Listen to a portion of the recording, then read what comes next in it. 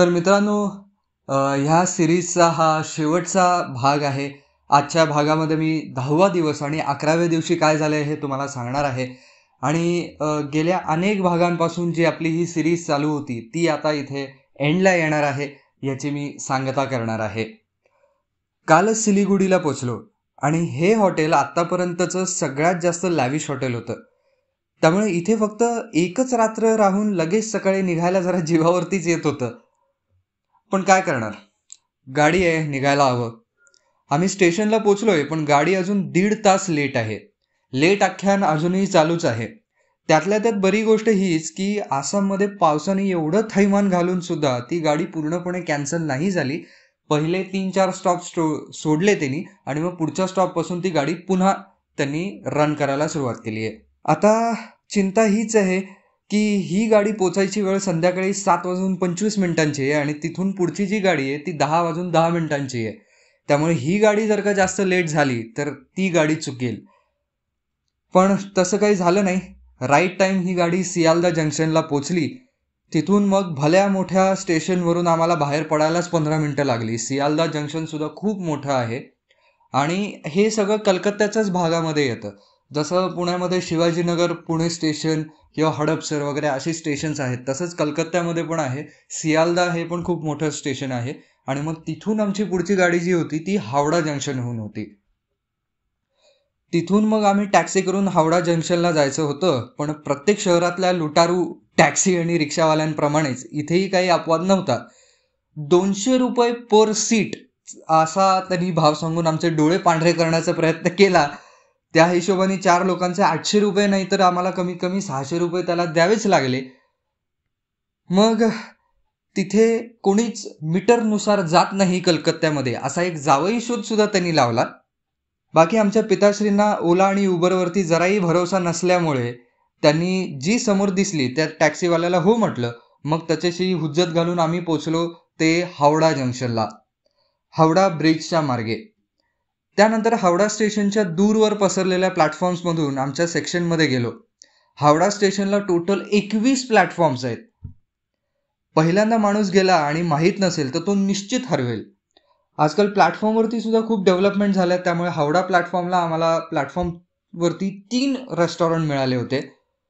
मग तिकडे पिझ्झाचा फडशा पाडून मग आम्ही गाडीमध्ये बसलो. जेवढा त्रासदायक प्रवास आमचा जातानाचा होता तितकाच परत येतानाचा प्रवास आरामदायक ठरला. कारण की संपूर्ण कंपार्टमेंटच आमचा झालेला होता. कारण की सेकंड एसीचं आम्ही बुकिंग केलं होतं आणि आम्ही 4 लोक होतो आणि एका कंपार्टमेंटमध्ये सेकंड एसी मध्ये 4च लोक असतात. सो तो पूर्ण कंपार्टमेंट आमचा झालेला होता. त्यामुळे काय, आम्ही सगळे पसरलेलो आहोत आणि आता फक्त वाट बघायची पुण्याला पोचायची. बाकी नागपूरचं प्रसिद्ध डायमंड क्रॉसिंग सुद्धा बघण्याचा इथे योग आला.